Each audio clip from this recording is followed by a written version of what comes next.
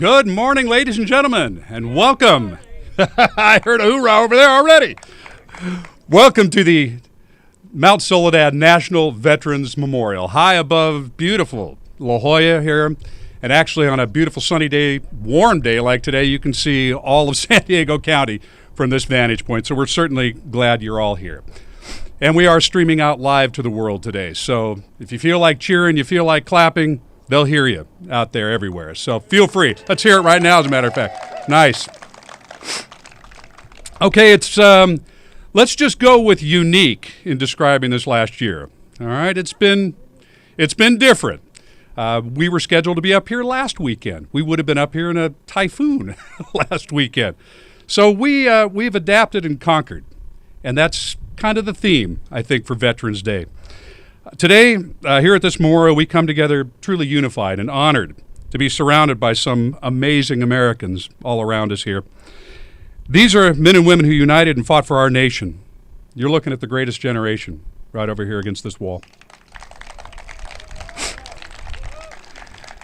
They came of age during the Great Depression, the 1930s, and many went on to fight in World War II during the 40s on the front lines of numerous countries around the world.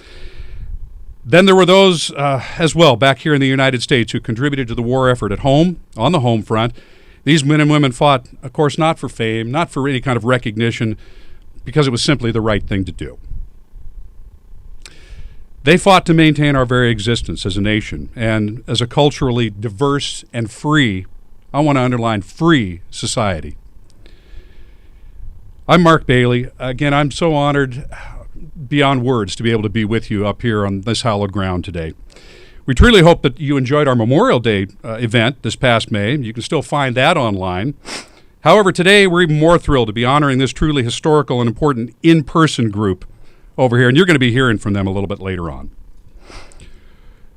World War II really left no part of the world untouched, as I'm sure you all know. North America, South America, Europe, Asia, Africa, all the oceans and seas in between, all involved to one extent or the other. And while the conflict gave rise to legends and led to the fall of others, the true cost of the war lay in human commitment. Scores of souls were affected by the events that led up to and consisted of the war between the Allies and the Axis powers. Before the end, unfortunately, most individual stories were largely lost. But the grand scope of the Second World War, more simply summarized through numbers in and of itself, is hardly even imaginable. Between 60 and 80 million people died across the globe due to that horrific conflict. Some in the skies above Germany or Japan, some on the shores of places like Normandy, Guadalcanal. Many were executed through deliberate genocide committed in places that have become infamous, Auschwitz, Treblinka. Some died as prisoners of war in Cabanatuan after the Bataan Death March, or numerous other camps all across the planet. Civilians, of course, didn't escape the horrors of World War II. They died in massive aerial carpet bombing raids. They died of disease, starvation, sadly, many caught in the crossfire of the opposing forces. And then there was the toll that they took by losing so many of their loved ones that were fighting so far from home. Today, we're here to celebrate these valiant men and women, and it is our duty. And I underline duty, and I ask that you pass that on to your children and to the next generation, to use opportunities like this event to express our sincere thanks to these men and women while they can still join us here on this mortal coil. Today, you've already heard from the Marine Band San Diego. You'll soon be listening to the beautiful voice of Chelsea Snow as she sings our national anthem. The Marine Corps Recruit Depot Color Guard is here to present our honored colors, and these multitude of World War II veterans are here to tell some of their stories. And to finish it off, we have another beautiful, beautiful flyover conducted by numerous historic aircraft today, and we've got a few surprises in that lineup for you. So please sit back, relax during these 60-ish minutes as we present Veterans Day 2020 live to you from the Mount Soledad National Veterans Memorial.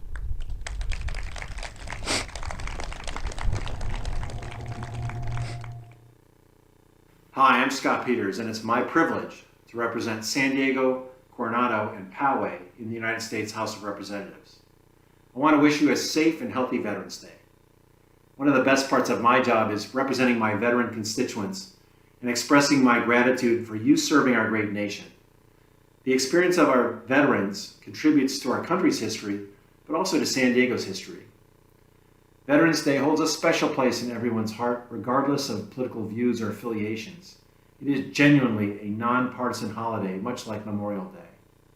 Today we're honoring World War II veterans for their service, sacrifice, and the courage they displayed during a number of battles from 1940 to 1945, and I want to bring up one in particular. I know we are a big Navy and Marine Corps town, so the history of this battle will appeal to all those devil dogs listening. The Battle of Guadalcanal was the first crucial victory for the Allies in the Pacific theater. With Japanese troops stationed in this part of the Solomon Islands, U.S. Marines carried out a surprise attack in August 1942 and controlled an air base under development.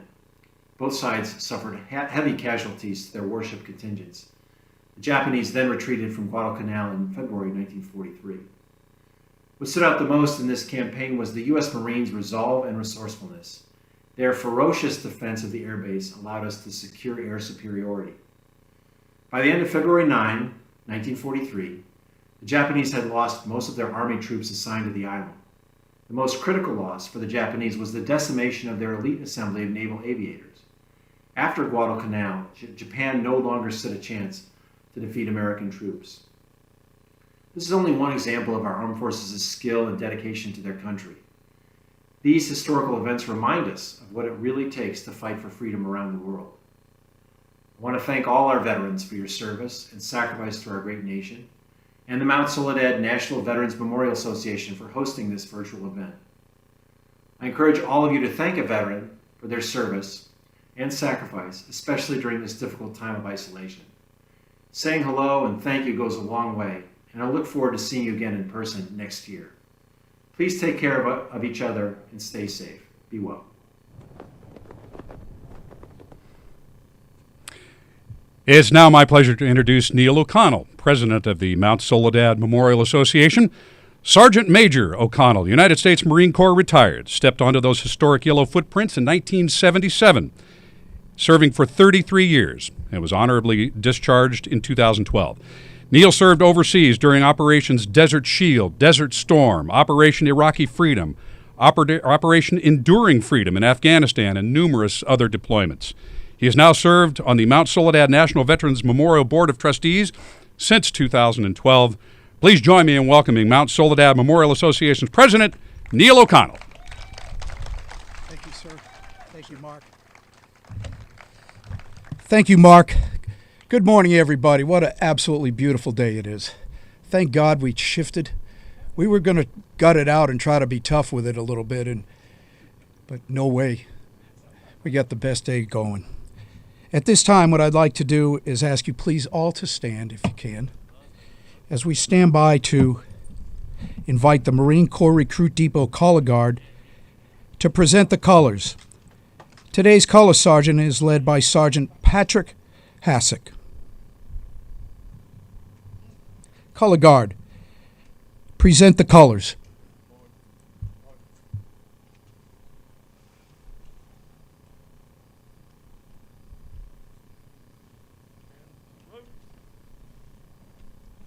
Left turn. Arch. Distance. Colors. Oh. We are now pleased to welcome the 2020-21 San Diego Veteran of the Year, Tony Taravanian, the President and CEO of Support the Enlisted Project, or better known as STEP. STEP helps build financial self-sufficiency among junior active duty enlisted members and recently discharged enlisted veterans and their families. Any of those youngsters that are facing any financial crisis through any way, shape, or form, Tony and his wonderful group of folks help them through counseling, education, and grants. Tony, we're glad to have you here with us today. Please join us in leading us in the Pledge of Allegiance.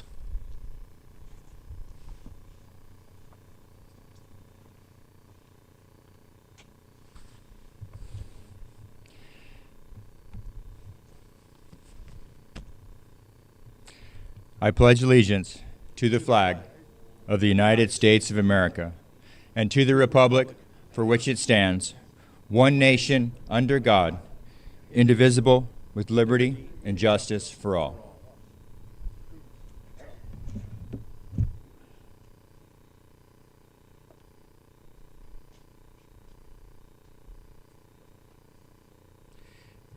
Thank you very much, Tony. And now please remain standing as an amazing singer, Chelsea Snow, sings our national anthem.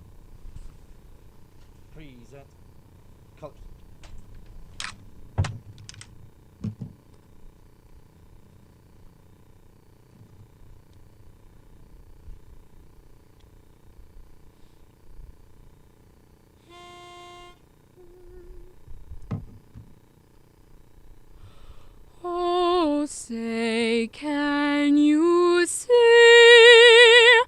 by the dawn's early light what so proudly we hailed at the twilight's last gleaming, whose broad stripes and bright stars through the perilous fight o'er the ramparts we watched were so gallantly streaming, and the rockets clear,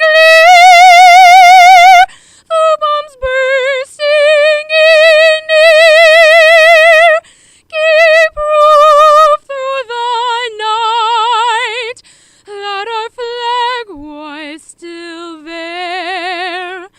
Oh, say does that star-spangled banner yet wave o'er the land of the free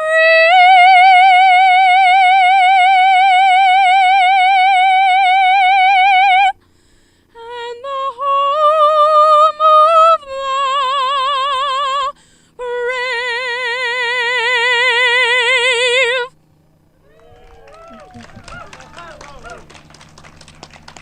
Order. Ready. Thank you very much, Chelsea. Please remain standing as we retire the colors. Color guard, retire the colors. Right turn. Arch.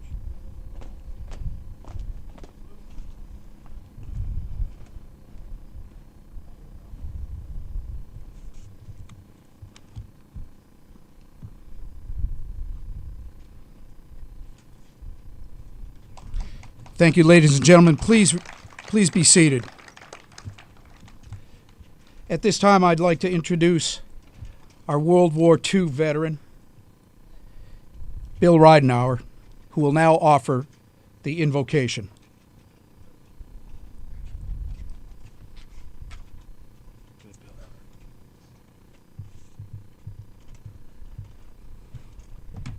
Let us pray. Dear Heavenly Father, thank you for this day. Thank you for the freedom and the peace that we have in our country today. Thank you for each veteran that give their all. We thank you, Lord God, that we can be together today. We pray for our great country, the United States of America. In God we trust, so help us God. Amen.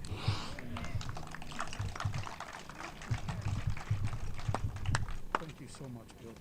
Thank you very, very much. Bill, we thank you so much for those words. How about it for Bill getting up here and working hard to get his tail? I mean, what a wonderful, wonderful man.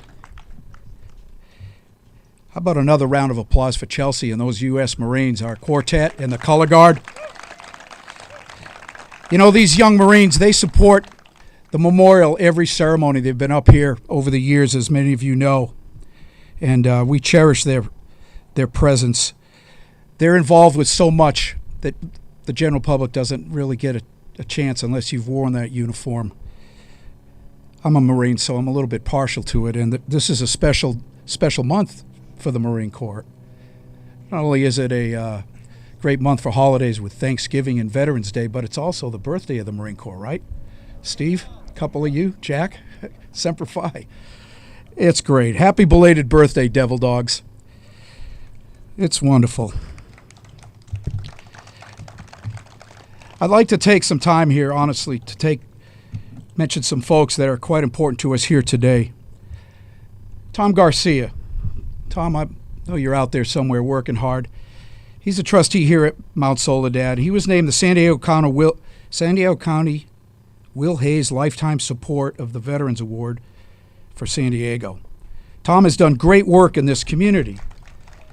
He's worked hard with us here at Mount Soledad, as well as in the USO, SDMAC, and civic organizations in very, very crucial leadership positions. Congratulations, Tom. Bob McCullum, Bottom Gun, as otherwise known as Bottom Gun McCullum. He's our nominee this year for San Diego Veteran of the Year. He's the caretaker of the memorial. He's up here literally 6 days a week, 3 hours a day. And I won't give away his age, but he's got a few years on me. He's here daily. We'd love to give him a special thanks because he polishes these plaques. He puts such passion into making sure that the residue and the salt air is removed on a daily basis. Without him, I don't know what we'd do, but I'm proud to be honored to call you a friend, Bob. Jack McGrory and Peter Farrell, thank you for sponsoring the event today, and to all of our other amazing donors. The Manchester family, Claire Reese. Claire, thanks for getting here today. Steve Quinn, Stephen and Stephanie Williams, Richard, good to see you again, Richard Woltman, Mr. Bill Kellogg, Tom and Cookie Sudbury. Cannot thank you enough for what you do to help us preserve this memorial and preserve the legacy for our veterans. I salute each and every one of you. Thank you so much. This is something that just wouldn't happen without the support. So what you see here today, this beautiful memorial and the gathering that we're having, directly comes from your help. So thank you very much. Thank you so much.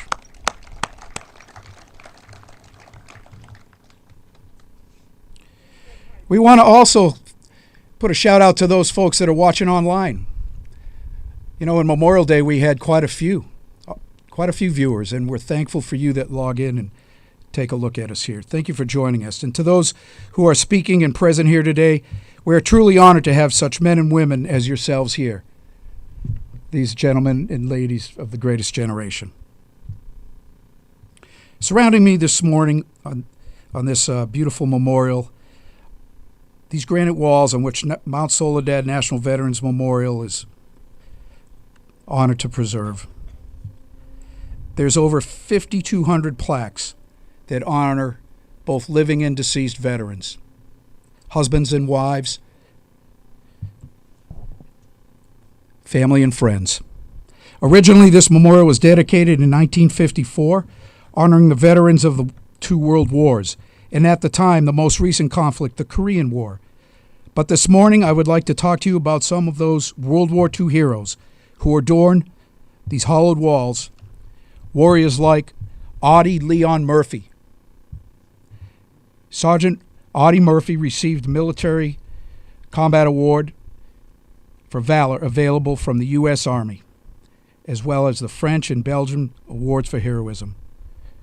Murphy received the Medal of Honor for Valor that he demonstrated at the age of 19 for single-handedly holding off a company of German soldiers for an hour at the Calmar Pocket in France in January 1945. Then, he went on to lead a successful counterattack while wounded and totally out of ammunition. We're also honored to have Anna Mae McCrary, a technical sergeant of the United States Marine Corps. She served her country's call during World War II by serving with the United States Marine Corps Aviation Women's Squadron, a unit with stringent requirements formed to free their male counterparts for combat. Our Tuskegee Airmen were truly a significant force during World War II as the first black military aviators in the U.S. Army Air Corps. A precursor of the United States Air Force, they first trained at the Tuskegee Army Airfield in Alabama and then flew in Europe and North Africa during World War II. Their impressive performance earned them more than 150 distinguished flying crosses and helped encourage the eventual integration of the U.S. Armed Forces. By the time the 332nd Squadron flew its last combat mission on 26 April 1945, 2 weeks before the German surrender, the Tuskegee Airmen had flown more than 15,000 individual sorties over 2 years in combat. Very, very impressive. Here we are with John William Finn, a sailor, United States Navy, who is a Chief Petty Officer. He received the United States military's highest decoration, the Medal of Honor, for his actions during the attack on Pearl Harbor in World War II. As a Chief Aviation Ordnanceman stationed at Naval Air Station Kaneohe Bay, he earned the medal while manning a machine gun from an exposed position throughout the entire attack. Despite being repeatedly wounded, he continually served in the Navy until rising to the rank of lieutenant before his retirement in 1956. And then there's a local San Diegan who just a couple of months ago we had the privilege of being with him up here as we dedicated his plaque on these walls right next to me down front here.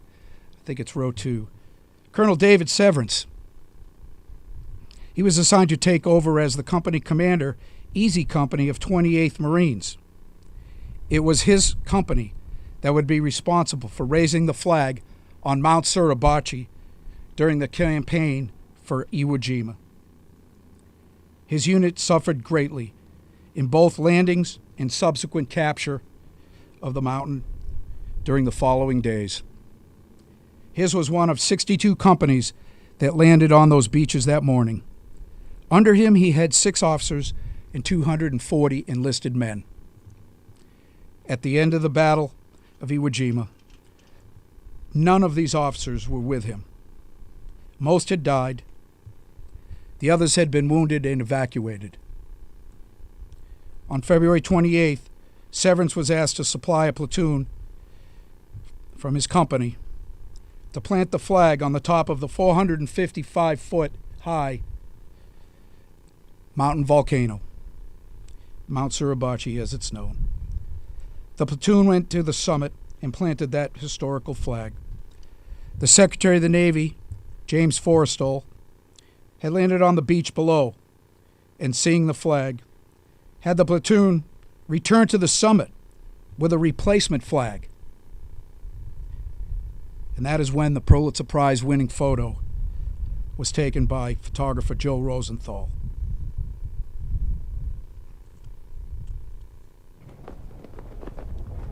Hi, I'm Dan Lauria.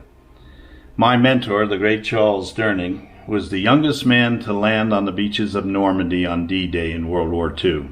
On the 50th anniversary of that invasion, Charles was asked to come and say a few words, and he asked me to write something for him. I wrote this poem, battle poem.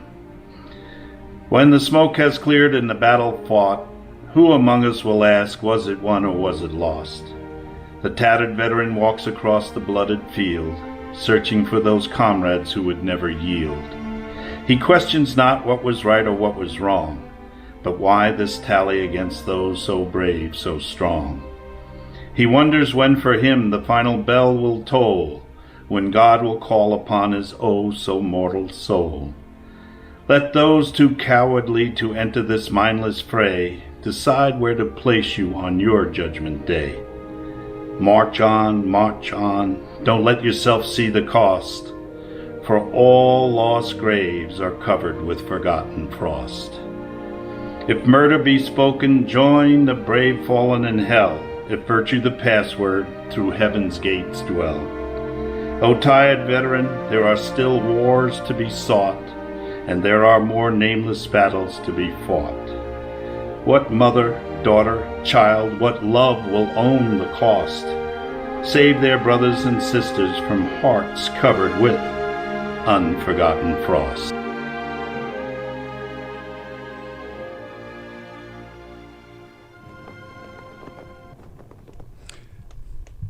Dan Lauria. For Veterans Day this year, the Mount Soledad National Veterans Memorial has partnered with Honor Flight San Diego. For those of you not familiar, that's the nonprofit branch of the nationwide Honor Flight network, which consists of over 130 independent hubs all across America. And again, if you're not familiar with that group, they do some amazing, amazing work. Honor Flight escorts veterans to Washington, D.C. to see their memorials using donations by individuals, foundations, associations, business owners, corporations, all who wish to recognize our veterans' contributions and to thank them for their service and sacrifice to the United States and its citizens. Today, we're fortunate to have Julie Brightwell, who's the chairman of Honor Flight San Diego, join us here at the podium. Good morning. My name's Julie Brightwell. I'm the chairman of Honor Flight San Diego. And as Mark explained, our mission is to take our eldest veterans to Washington, D.C. to see their memorials. Those were built to honor them. And currently, that's our World War II and our Korean War veterans. Since its founding in 2010 here in San Diego by Dave Smith, Honor Flight San Diego has taken over 1,400 World War II and Korean War veterans from this county to Washington, D.C. at no cost to them. As a vital link to our greatest generation, we're honored to participate in this ceremony today with Mount Soledad. As part of the Veterans Day recognitions, we thought it was very important to recognize the 75th anniversary of the end of World War II. What an incredible time that was in history, which all of these men and women were a part of. They laid the foundation for every veteran that has followed since, and we appreciate that. This year's ceremony to honor veterans is very different than what it's been in the past. For many years, Honor Flight San Diego has been an active participant in the Veterans Day Parade, where grateful citizens were able to clap on the curb as the heroes passed by. Even though we can't meet in person this year to do that, we appreciate this opportunity for our World War II veterans to be recognized virtually for the 75th anniversary of the end of the war. Every World War II veteran and every person that was alive during that time knows exactly where they were when President Truman announced that Japan had surrendered and the war had ended. Mothers, fathers, families, friends, and the World War II veterans themselves remember the prayer of thanks that went up all over the world when the guns were silenced. And we celebrate that today.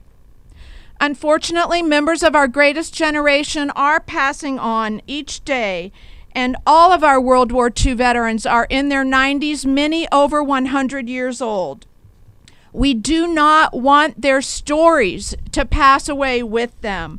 So we encourage all of our Honor Flight veterans and all veterans, no matter when you served, to share your story. It's a way of remembering and honoring those who died in the line of duty, and also all of those who are still with us today. Honor Flight San Diego would like to ask the community for 3 things. The first one is, when you see a veteran, thank them for their service. We want all of our veterans to feel proud and appreciated for their service, no matter what their role. If you're a veteran, share your story. Write it down. Tell your friends, your kids, your grandkids, other family members, your neighbors. Don't let those stories pass away untold. And finally, Honor Flight San Diego needs your help to locate our remaining World War II and Korean War veterans so that we can get them on their tour of honor to Washington, D.C. That trip is the least we can do to say thank you for your service. So please visit our website at honorflightsandiego.org, honorflightsandiego.org. There you can download a veteran application, or you can donate to sponsor a veteran on their tour of honor. From a grateful nation, we say thank you to all of our veterans, and especially to our beloved World War II veterans, for all of your service and sacrifice. You're in our hearts forever. Please share your stories for future generations. We love you. You will not be forgotten. Thank you.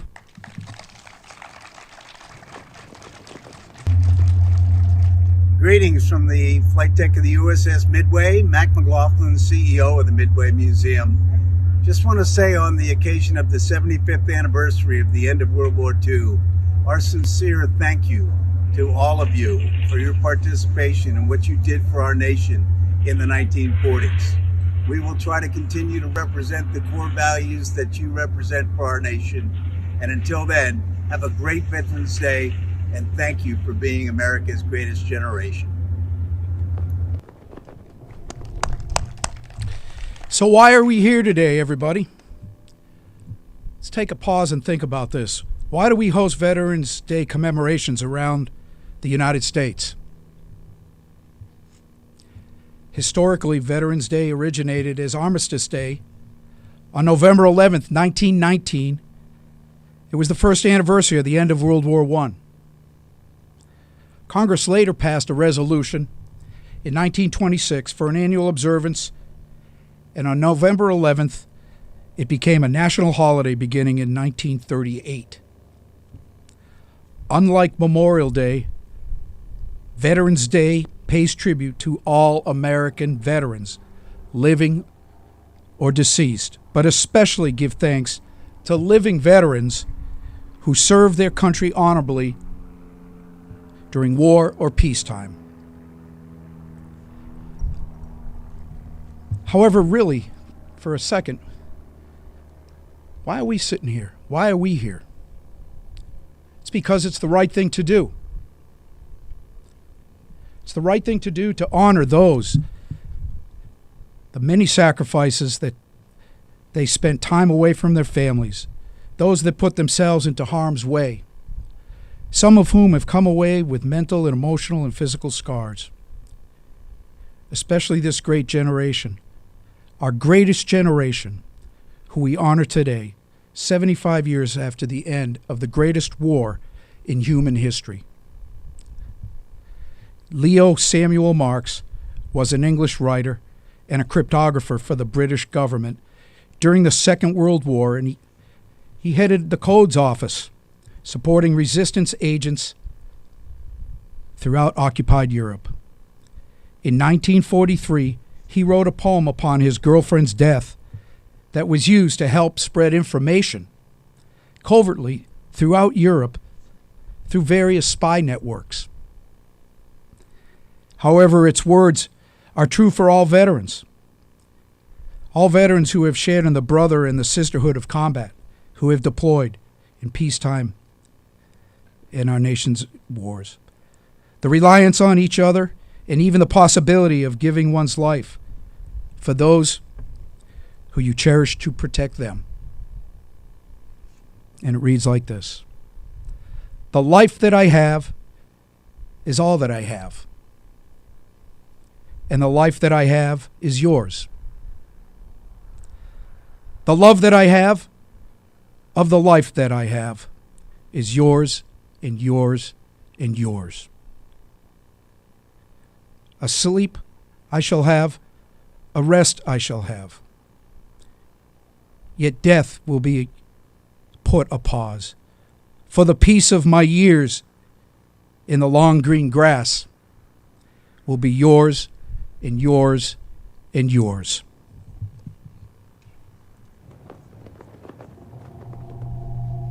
Hello, my name is Hank Coates, and I'm the President and CEO of the Commemorative Air Force. I'm honored for the opportunity to pay respect to our veterans during this virtual ceremony. Our debt to these heroes can never be repaid, but our gratitude and respect must last forever.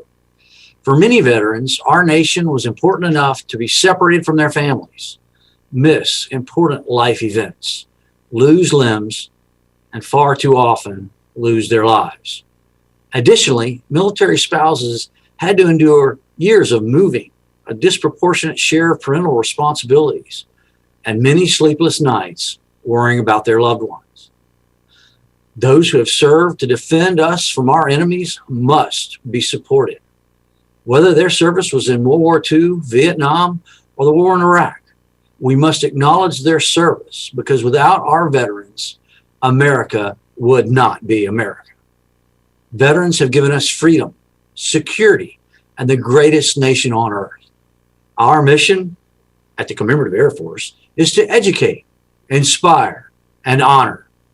Using our flying aircraft, our ground equipment, our history, we engage people of all walks of life to tell the important story of our American history and the brave people who sacrificed for our freedom.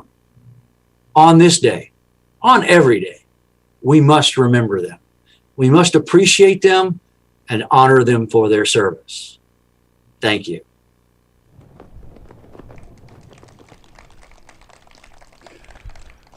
Well, I hope it's been entertaining and informative so far, but I think it's about to get just a wee bit more spirited here as we listen to these amazing leaders over here in their own words.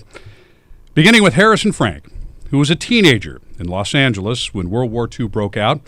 He enlisted in the Navy at the age of 17. And Harrison served for 3 years and was stationed in Hawaii, then Guam, where he was an aviation storekeeper second class. So, Harrison, come on up, kick us off.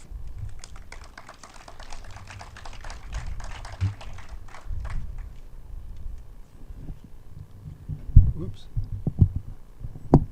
Can you hear? Well, he already leaked the information that I'm Harrison Frank. I'm a World War II vet. I enlisted in the U.S. Navy in 1943 at age 17 with a high school diploma.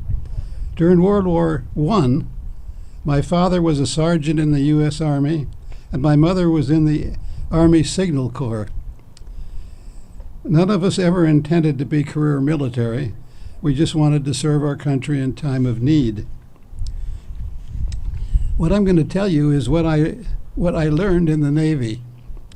At boot camp and trade school in San Diego, I learned that orders came from the top on down and that they were to be followed without discussion. I also learned that it was smart to stay in good physical condition. Then in early 1944, it was on to Pearl Harbor. I learned that the functioning heart and mind of the U.S. Navy in the Pacific was located at Pearl Harbor. A lot of the damage from the Japanese attack was still visible. I was sent to Cashew 38 on the other side of the island from Pearl. Our mechanics repaired and updated squadrons of single-engine combat aircraft. I learned that doing the same thing over and over gets boring, even if the purpose is good. I thought it over and then asked my boss, the supply officer, to get me transferred to a more interesting job somewhere. The Navy and Marines were moving across the Pacific, recapturing Japanese-held islands. I learned that if you are bored with what you are doing, try to get something different to do.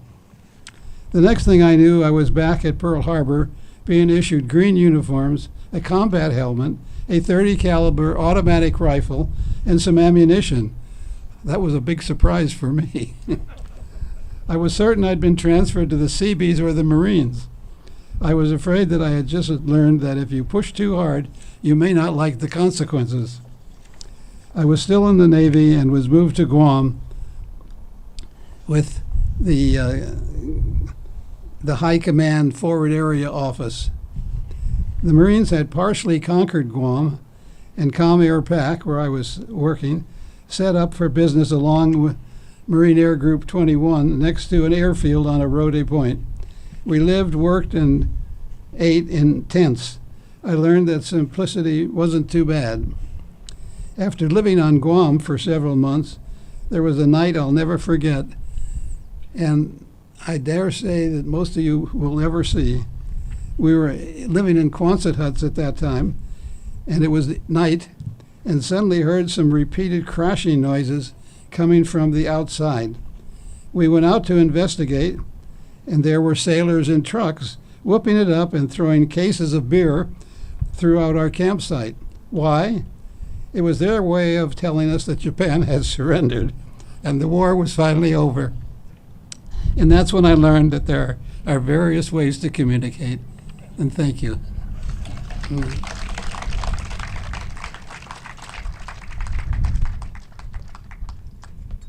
Yes.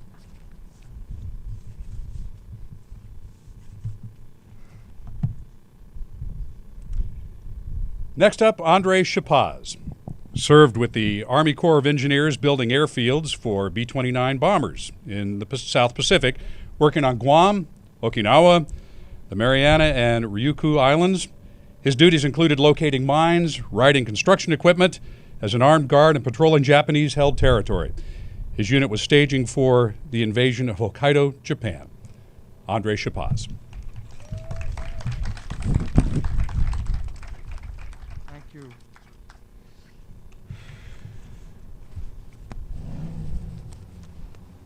Yeah, I was Army engineers. I served in the Pacific. I was 11 months on Guam, 8 months on Okinawa. Okinawa had become near the end of the war, but had become a base where they were staging for the invasion of Japan. My unit was going to be part of that. And there was a scuttlebutt running around that we were prepared to lose 1 million men, and that the Japanese would fight fanatically. After all, it was their homeland, and they would fight to the death, which means we'd have to shoot at old men, women, and children, and we didn't like to have to do that. In August, we were at we were at our theater, which was in the back of our mess hall, and they were showing a movie. It was a kids' movie called I still remember the title of it because we never saw the end of it. It was called My Pal Wolf, and it was a story about a little girl and this great big German Shepherd dog. And the movie had just started, and in the distance some ack opened up, and traces were going up in the air, and guys, oh, here comes another air raid. But there was one guy in our group who was sort of eagle-eyed, and he figured it out. He saw it was a message. The tracers going up in a V, and he got up and he said, "The war is over." Everybody said, "The war is over," and they all ran. They all ran for their tents. They came out with their M1. They started greasing clips in there, and they were shooting up in the sky, and it was like the 4th of July. And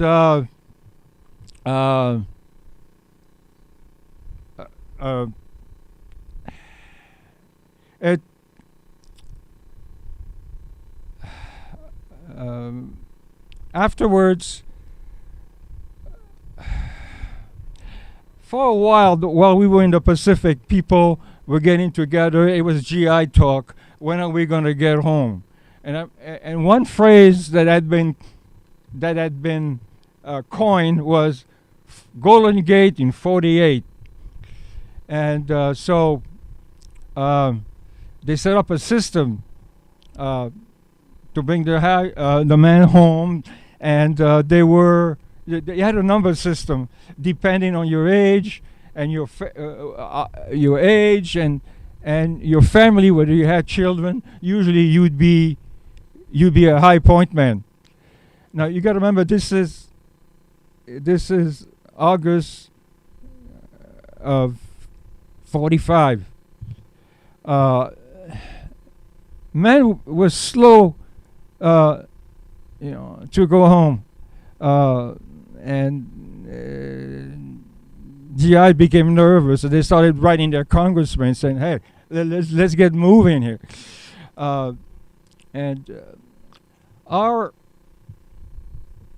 Our battalion has still one story.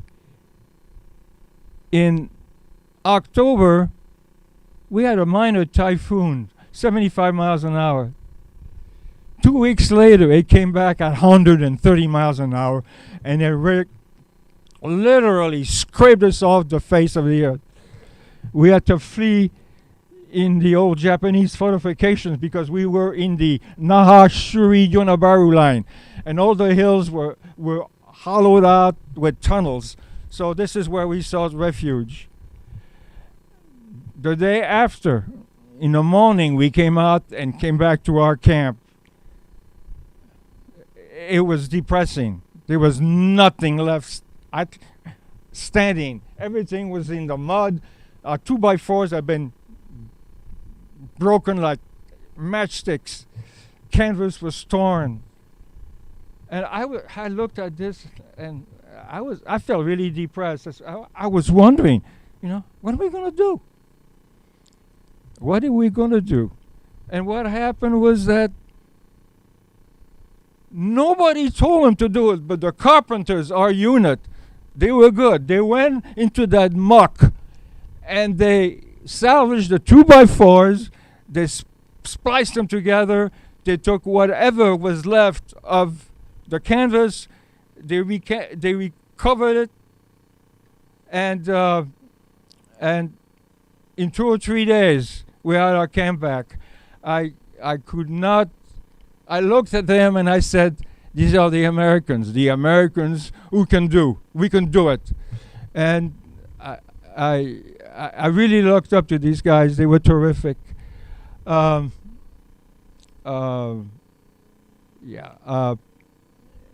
Then the months came by, and finally I got my orders to come back. It was February 1946 that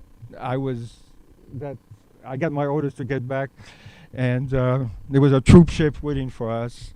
And I got to finish this.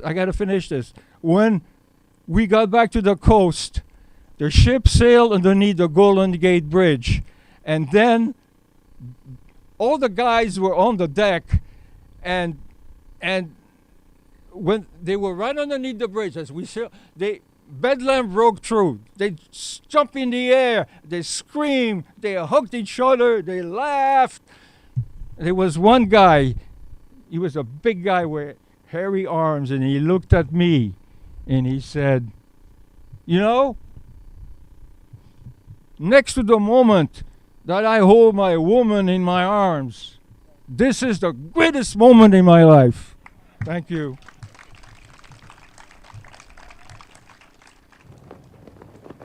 From everyone at the San Diego Air and Space Museum, thanks to every veteran who served this great country with distinction, bravery, and pride.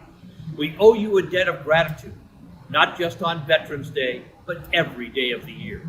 We honor you for your dedicated service to America and to the pursuit of freedom for everyone across the world.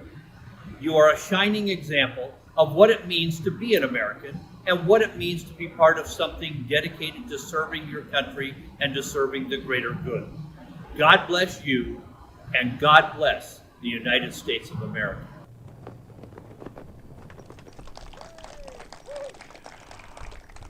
Our next veteran, Tom Rice, was attached to the U.S. Army's 101st Airborne Division, the famed Screaming Eagles.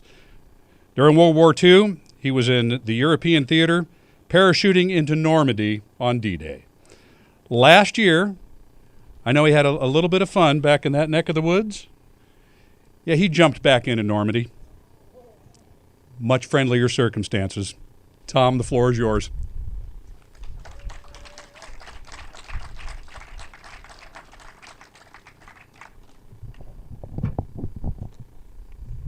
Let the bells ring out.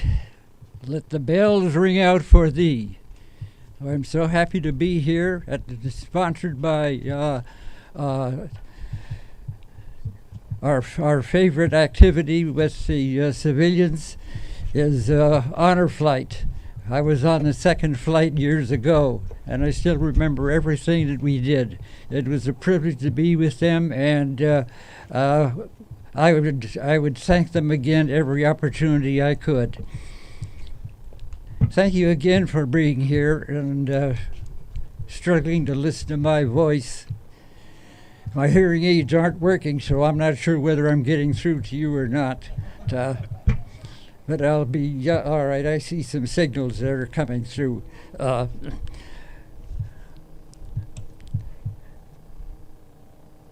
We took off from England June 5th. We flew the English Channel below German radar. We turned left at the Cotton Peninsula. Jump altitude was 750 feet. We stood up, we hooked up, and we crowded the door as best we possibly could. We had 6 pair-pack bundles underneath the aircraft. Each one of them weighed 300 pounds. There was 1,800 pounds there to be unloaded. Number 2 man and number 3 man, Frank Ficarota and Tony Doss, had automatic switches to release the bundles as well as the pilots. The Pathfinders had jumped a half an hour before us at 12:41. We were to jump at 1:21. The time schedule was right on, and we made it. The next command was stand in the door. Crowded up, we compress, and we can unload that aircraft in about 15 seconds of 18 men in it, all ready to go. Our equipment was checked, and I was standing in the door, both hands one on one side of the door and the other on the other side of the door, and crouching low.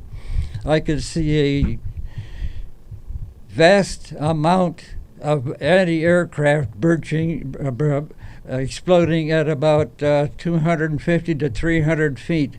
The pilot evidently knew that we were heading right toward it, and he swung way off to the left.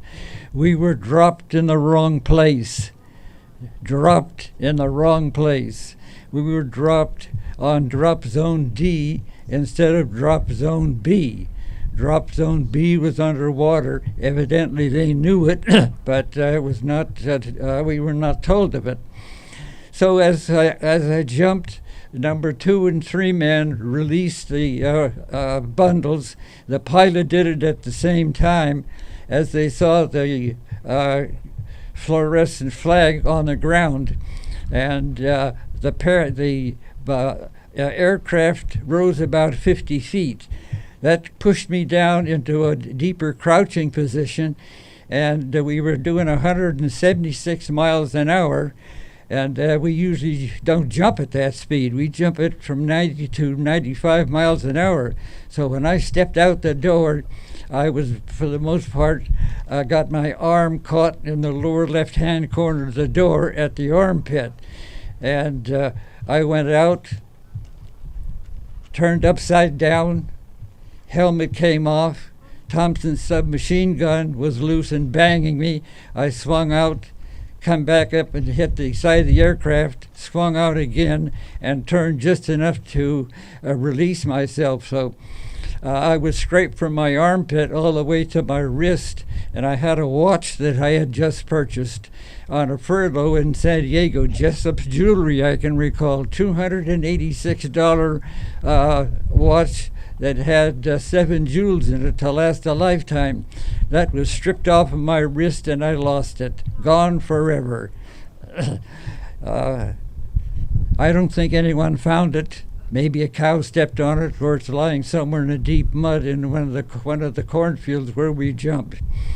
Everything we did in training of 4 years, and we trained in combat as well as in Camp Toccoa, Georgia, a secret little CCC camp that no one was supposed to know about. And as a result of that, everything we did was innovative, was creative, and General Eisenhower expected that of us, and so we did, and we did it. So thank you for listening to my short story, and let the bells ring out for ye. Let the bells ring out for thee.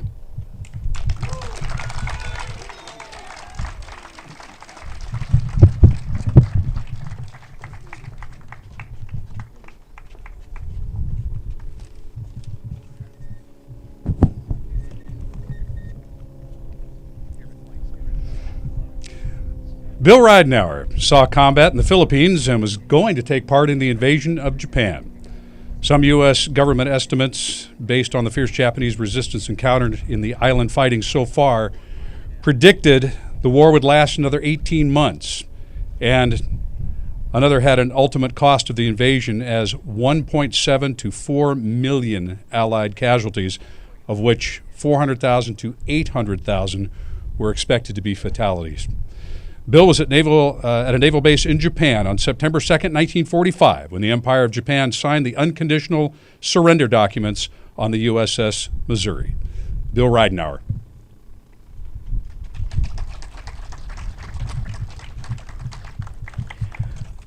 Top of the morning to you. I'm Bill Ridenour. I'm 97 years old. I was born August the 20th, 1923 in Muscatine, Iowa. At 17, Elizabeth and I were married. I was drafted into the Army in May 1943, and in late 1944, I was on a troop transport ship heading for the jungles of the South Pacific. Aboard a Higgins landing barge, we stormed the beaches of Leyte. Casualties was very high. I was scared to death, but it was my job. I prayed to God to spare my life, and He did. As we cleared the caves of the island of Cebu, I still have nightmares from that experience. I received a telegram 3 weeks after my son Richard was born on June the 13th, 1945. The Marikel Division received orders. We were to invade Japan's homeland. We boarded LSDs headed straight for Tokyo. We all prayed to God to end the war. President Harry S. Truman and Washington voted to drop the atomic bombs. Hiroshima on August the 6th and Nagasaki on August the 9th, 1945. As we entered Tokyo Bay, August the 14th, 1945, we learned, and it was announced aboard ship, Japan had made the decision for unconditional surrender. Peace was being signed. History was being made aboard the USS Missouri in Tokyo Bay. Our prayers had been answered. September the 2nd, 1945 was officially the day of the ending of World War II. I was so very, very happy to come home, to be with my wife and my son Richard, seeing him for the very, very first time. Richard is now 75 years old and doing well. Today, I am so very happy. I'm married to my wife, Betty, and life is good. God bless each and every one of you. God bless the United States of America.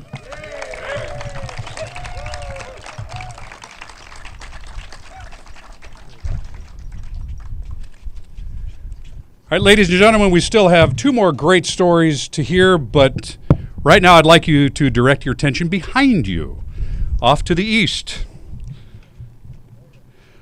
We have multiple local pilots that are showcasing their pre-World War II and World War II era biplanes today. Following them will be the San Diego Salute Formation Team. We've been fortunate to have them participate in our annual events. These local professional pilots are a mixture of a private ownership group, military veterans. They've performed many air shows, the Holiday Bowl, and even overhead for the LA Rams. Remember them? Here comes the Stearman Parade up first, meticulously restored and maintained by their owners. The several Stearmans on aerial display, originally from the 1930s and 40s, they were military training aircraft. 10,626 manufactured, only 900 still flying today, being flown today by David Brothers, Michael Tracy, Gary Goebel, Zach Harris, Bob Simon, and Bill Allen.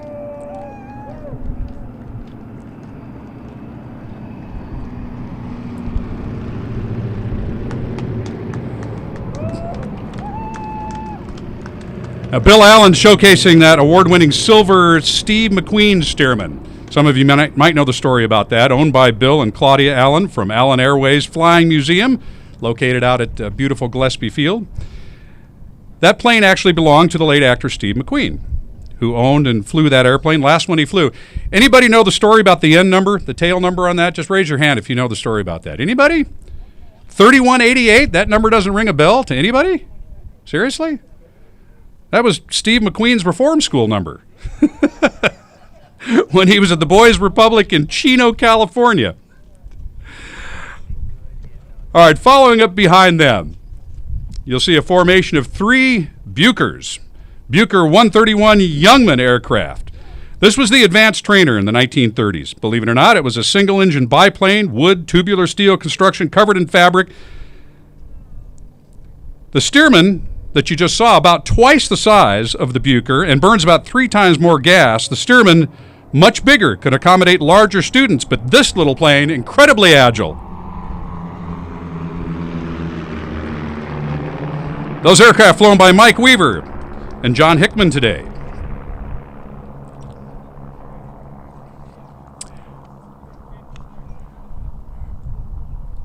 All right, next up here. Keep your attention focused on the sky as our San Diego Salute formation team will be approaching. I see them approaching from the northwest right now in formation. The team again led today by Navy veteran John Flipper Flippin in his 1960s T-34 Navy aircraft. On his wing today, Mark Bauer, George Watson, Mike Reardon, Brian Smith, Kent Fields, Paul Kessel, and Jeff Linebaugh.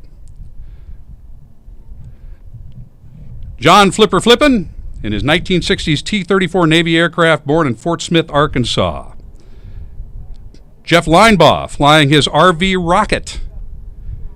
Trained P-51 and P-29 pilot. Paul Kessel also flying an RV. Mike Reardon flying the orange and white T-34. Grew up right here in El Cajon, California. Brian Smith also up there in the formation.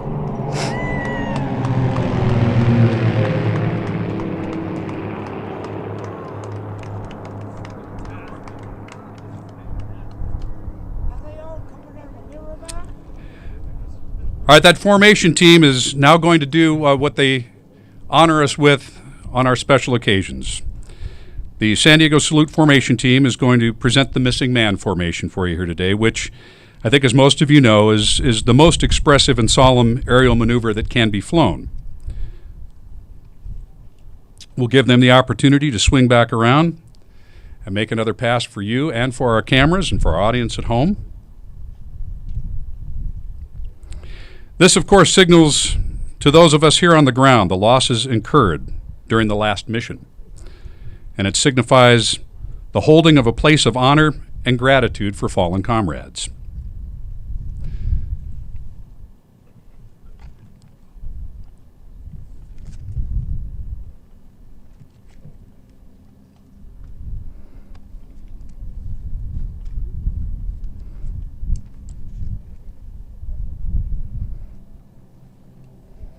Reintroducing that team to you, John Flipper Flippin in his 1960s T-34 Navy aircraft, born in Fort Smith, Arkansas.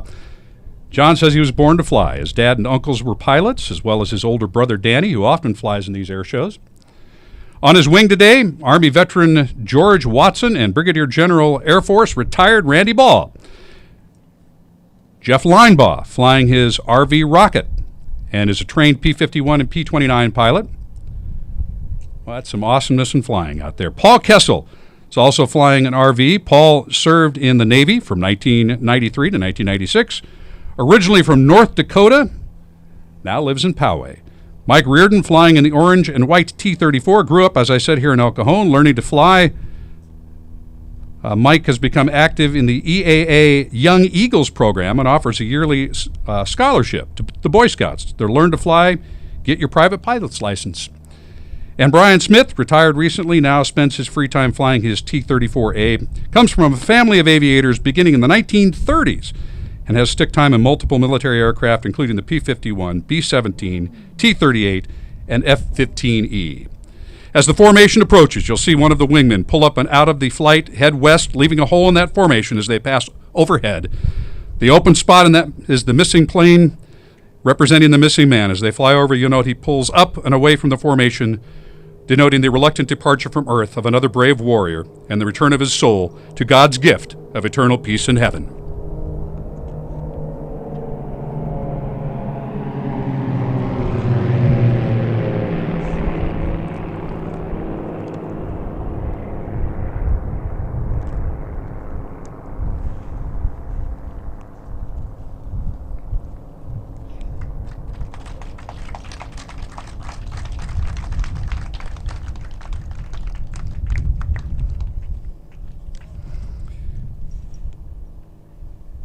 And you may be seated.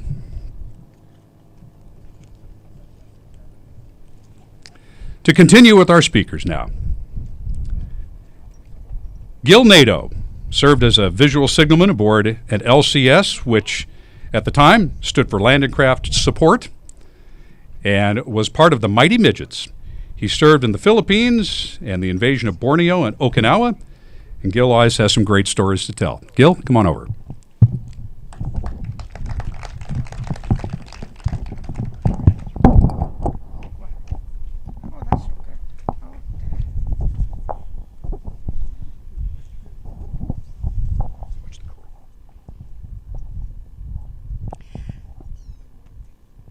Good morning to everybody.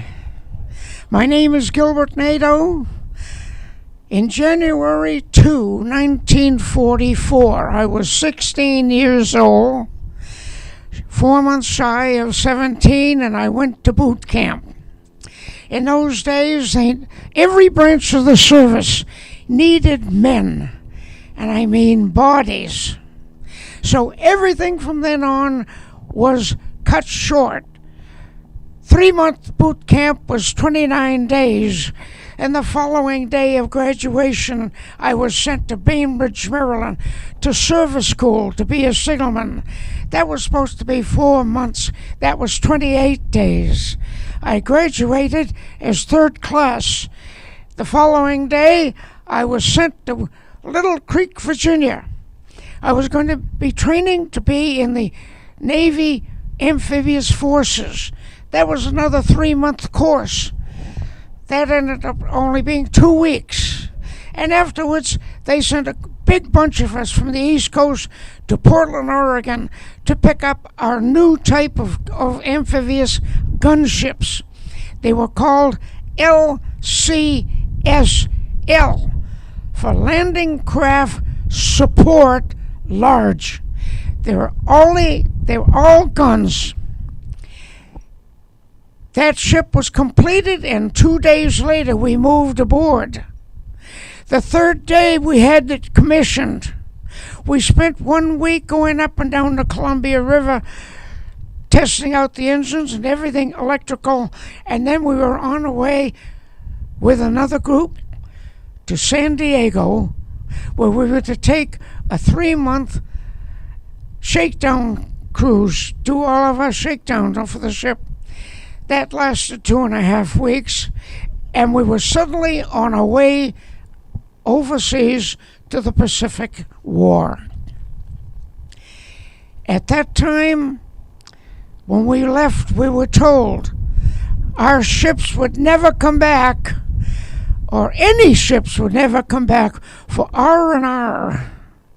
We went over for the duration and 6 months. My ships got into the last of the Philippine liberation. We went to Borneo, and finally for the invasion of Okinawa. That was brutal. Right after the severe typhoons that were of that century off Okinawa and the Philippines, our type of ships was sent back to the Philippines. We went to Lingayen Gulf, where we began to train for the invasion of Japan. Everything sounds so fast and so quick, but for us it was time consuming. This time we were over there almost 2 years. Not going home to Mama and Daddy. We were there for the duration. And in Lingayen Gulf, 2 days after we were in maneuvers for the invasion of Japan, suddenly a radioman broke radio silence. He turned on his outside speakers and he hollered, "The war is over! The war is over!"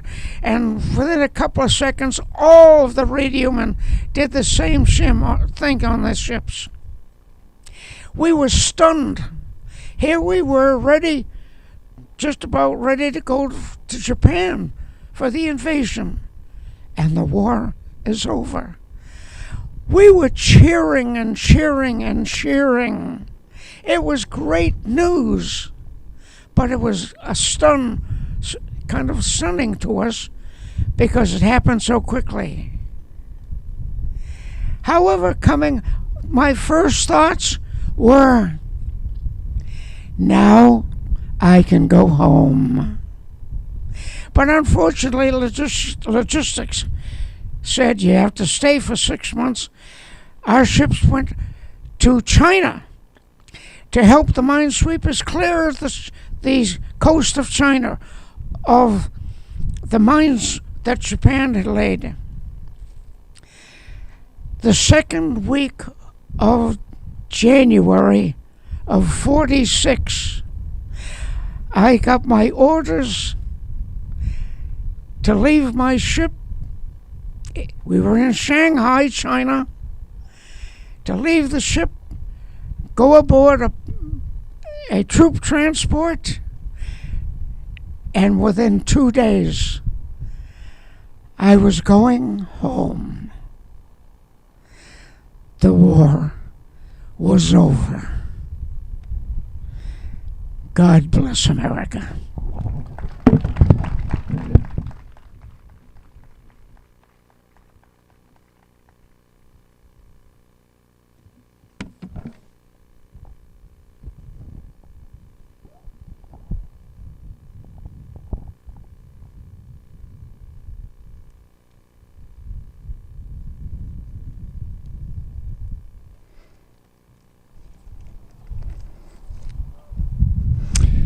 Stu Headley is going to complete our lineup of World War II veterans. Stu is a Pearl Harbor survivor and was on the battleship USS Virginia when the Japanese attacked on December 7th, 1941. When it was time to abandon ship, Stu undressed to his skivvies and swam underwater through 30 feet of burning flames to reach land. He then went on to serve on the USS San Francisco in the Battle of Guadalcanal, another fierce battle where 235 men lost their lives. Stu served 20 years and 9 days and retired as a Chief Petty Officer. We just sang happy birthday to him the other day at our church, where he turned 99 years old. Ladies and gentlemen, Stu Headley.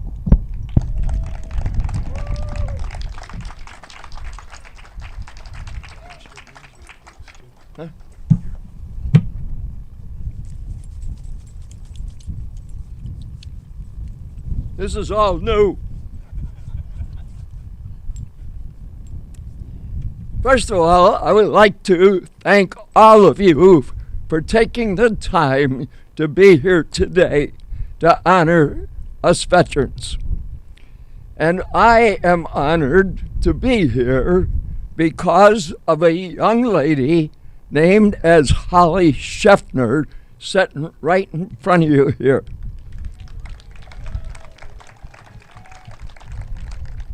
1955, I came to San Diego, and I brought my 4 children up to Mount Soledad. None of this existed at that time. However, I've been up here now about 8 times, and one that I remember so well was the dedication of the flag that flies out in front. Duffy Clemens was our president of the Pearl Harbor Survivor Association, Carnation Chapter 3. At that time, he's the one that raised the flag, and I was the one that saluted. And I've been up here for the posting of the plaque for the one that was mentioned today, John Finn. He was a very, very close friend of mine. And I've been up here for other purposes. Bill Kellogg was the one that invited me to come up. And we have come up on Memorial Day after our parades that we had on Harbor Drive. I have been president of the chapter for 5 years now. And it's a great honor to share with you that the good Lord preserved my life up to 99 years of age. But I thought it would be appropriate for me to turn that 99 upside down, because you're only as old as you act. I was aboard. I joined the Navy when I was 18 years old in Buffalo, New York. And I was sent to Newport, Rhode Island for my training. While I was there, I qualified as an ABC swimmer, not an underwater swimmer. That was going to be an experience later. Well, I went aboard the West Virginia on my birthday, October 29th, 1940. And I just turned 19 years old. And at 41, I turned 20. When I go out to the schools to speak, I share with the youngsters that I was a 20-year-old brat that grew up overnight. The turret that I was in took a direct bomb hit, killing 11 men. 2 of us walked out of that turret alive. Our ship took 9 torpedo hits, and I thought we were going to capsize. But there was, how shall I say it? The Lord's hand was with us because our bilge keel locked under the bilge keel of the Tennessee. That kept us from rolling over. However, I went over on the Tennessee and I was going back up into turret 3. I was on the 3rd rung of the ladder when a Marine lifted me off with his foot. Haven't you had enough of those turrets? I said, well, what do you want us to do? Get over on the beach, you idiot. How? Swim. Fire was higher than this statue or this cross from the oil that was burning from all the ships that been hit. The Oklahoma, the California, the West Virginia, and the Arizona. Well, I went over on the starboard side of the Tennessee. Here's all these nice, neat piles of clothes and shine shoes. And I told Krausen, my buddy, strip down to your undershorts and jump, don't dive. And we went as deep as we could. We were in 35 feet of water. And we swam underwater. And the distance was about from here to that tent out there. I broke surface twice. Hottest breath of air I ever breathed in my life. Once again, God's hand was on me because I did not scorch my lungs. When we got over on the beach, an ambulance picked us up and took us to the dispensary. I was asked to speak at USD to about 85 doctors, which were admirals and generals. And the gal that invited me to speak said, "Stuart, I want you to tell them what your supplies were on December 7th. I says, "You mean that, Kathy?" "Yes." I said, "All right." So when we got to the dispensary, they examined us first to see if we had any wounds, burns. And when we didn't, they immediately gave us a tube of ungentine ointment to put on the burns. They gave us a jar of sulfa drug to put into the wounds. And they gave us cans of morphine to minister to those that were dying or in dire pain.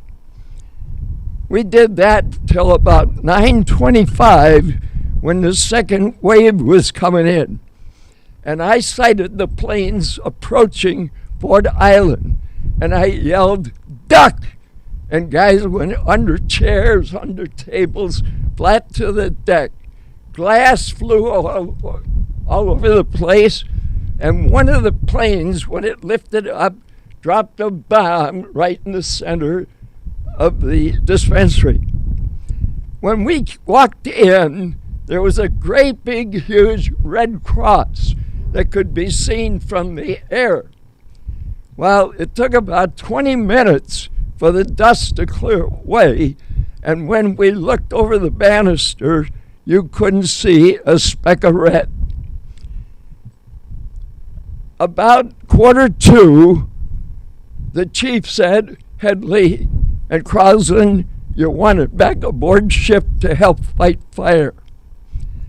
Now, our executive officer was Richard Hellencotter. Does that name mean anything to anybody in this audience? It shows you how little we know what's going on. He was the first director of the Central Intelligence Agency in Washington, D.C.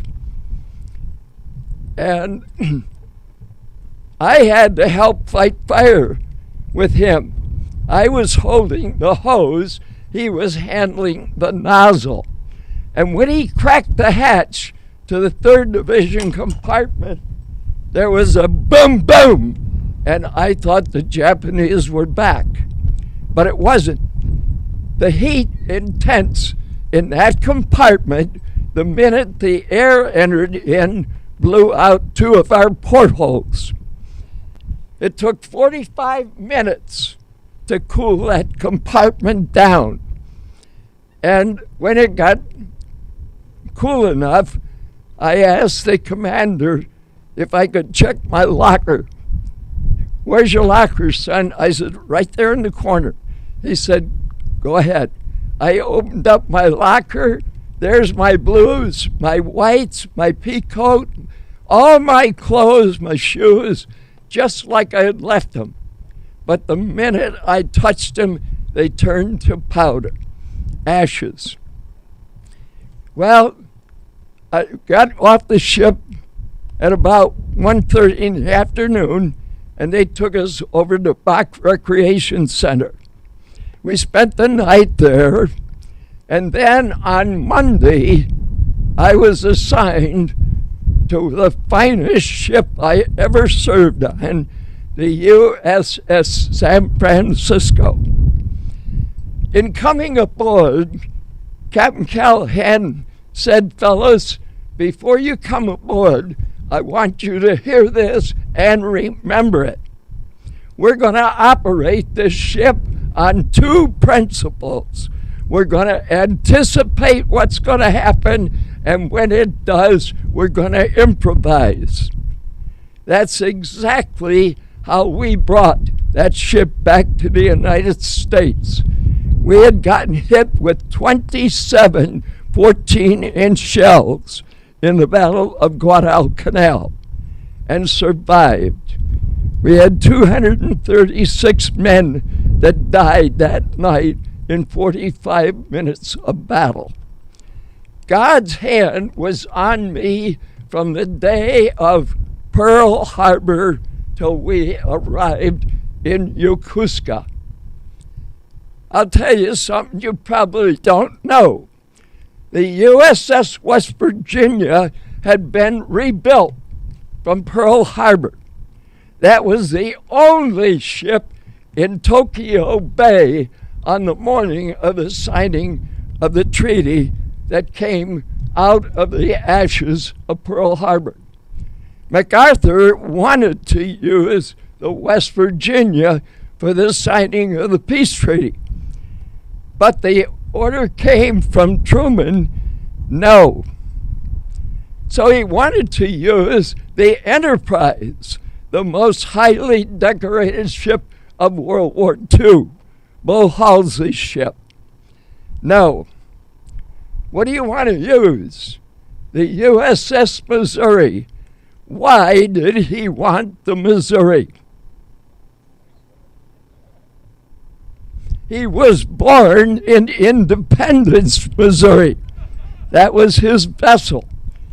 So we were there, tied up at the dock on the morning of December the 5th when they signed the treaty. And we were assigned as an occupational force of Japan. And I will tell you, ladies and gentlemen, the Japanese were wonderful people. The warlords, the same as we had in our country.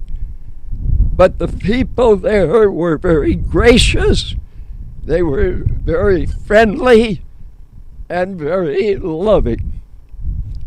And I enjoyed my stay there because I love to play golf.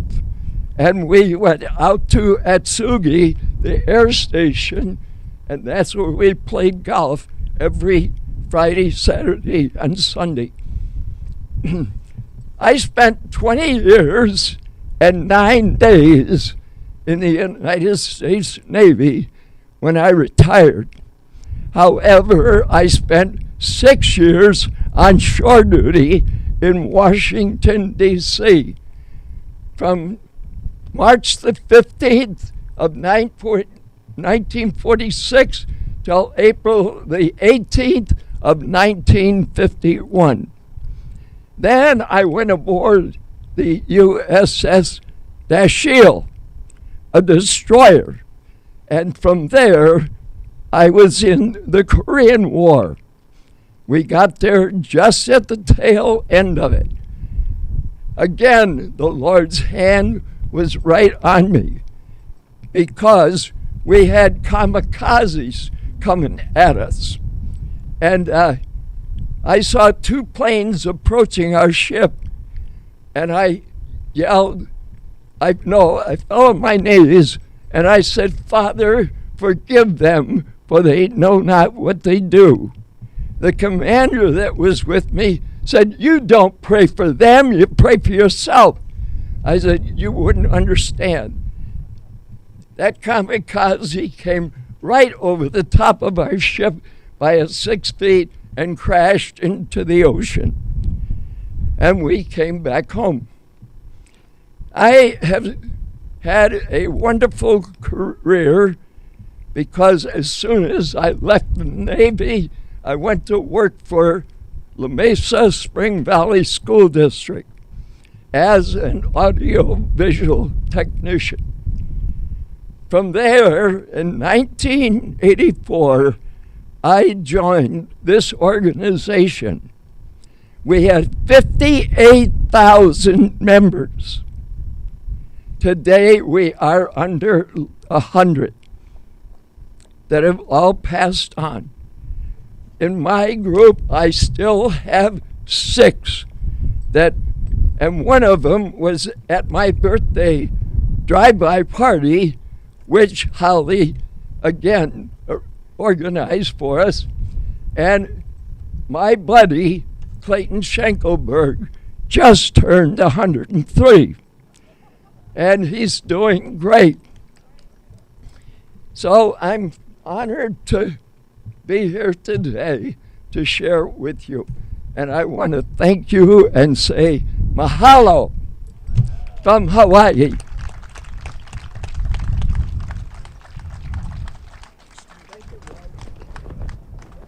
Hi, this is Mayor Kevin Faulkner, and it's my pleasure to join you virtually for the Mount Soledad Veterans Day ceremony. In normal times, we would be 1,000 strong atop beautiful Mount Soledad to pay tribute to our nation's heroes. We can't do that this year, but it's important that we take this day to recognize all those who have defended our freedom around the world. San Diego has a rich military history that is embedded deeply in our roots. And over the years, thousands of active duty personnel, reserves, and veterans have been stationed throughout the San Diego region. Whether they are here for just a short while or choose to stay for the rest of their lives, they make up the fabric of our city. Mount Soledad is a special place for all San Diegans. It is the only memorial in the United States that honors veterans, both living and deceased, by putting a face to the names of our heroes. Today's ceremony is dedicated to those who served in World War II, a war that transformed our city into a critical hub for the Pacific. I am always tremendously proud of the way we come together here in San Diego to honor our military, and it's been a pleasure to join you each year for this special Veterans Day ceremony. I hope today is a day of great pause for reflection, for gratitude, and for acknowledgement of our veterans. Thank you all, and God bless the United States of America.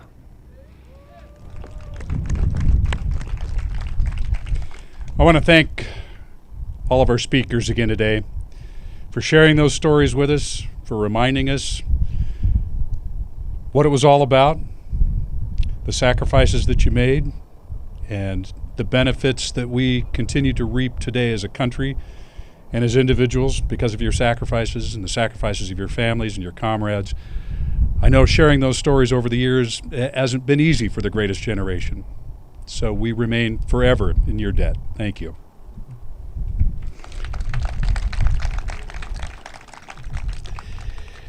Now we're going to unveil a plaque replica. This is a replica for you to see, honoring our San Diego World War II veterans. The plaque that the audience can view after the ceremony. The actual plaque is located right off to my right over here, your left, right over here by the control station over here. So Trustee Tom Garcia and Brandon Kendrow, showcasing our current and future generations, are going to unveil that plaque for you now.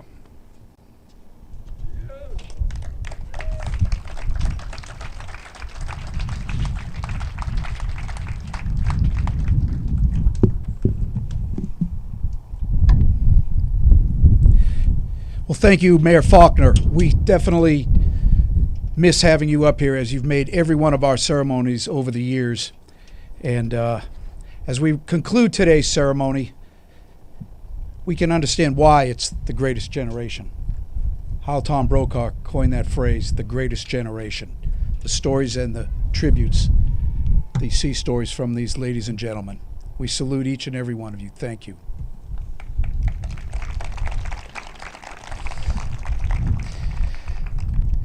I'd like to also take a few minutes real quick to say thanks again to those that made today's ceremony possible, to our sponsors and amazing donors. Papa Doug, thank you very much for being here this afternoon with us. We've appreciated your continuous support and generosity over the years, and not only to the Mount Soledad National Veterans Memorial, but also to your dedication to the entire San Diego community. Honor Flight San Diego, we thank you all very much for what you do to honor our veterans. Your valiant effort here today to help continue to recognize them, again, with their history and continue a true sense of camaraderie. The Marine Band San Diego and the Marine Corps Recruit Depot Color Guard, it's always great to have you back, and don't forget our National Anthem singer, Chelsea Snow. You truly made us proud.